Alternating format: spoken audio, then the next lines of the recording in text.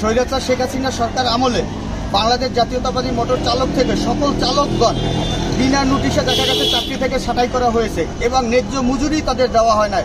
আমরা বাংলাদেশ উপদেষ্টা সরকারের কাছে আমরা দাবি করব যে সকল চালকদের যদি চাকরি থেকে বরখাস্ত করতে অন্তত 3 মাস আগে জানাইতে হবে এবং 3 মাসের তাদের মজুরি অ্যাডভান্স বোনাস দিয়ে তারপর তাদের ছাঁটাই করতে হবে।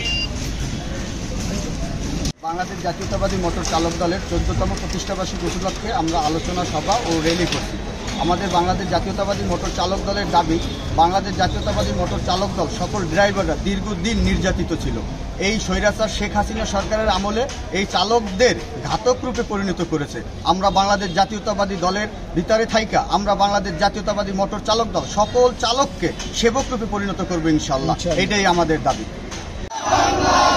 সারা বাংলায় শুভ শুভ জন্মদিন চালক দলের জন্মদিন শুভ শুভ জন্মদিন চালক দলের জন্মদিন শুভ শুভ দিন চালক দলের জন্মদিন শুভ শুভ দিন ঘুরাম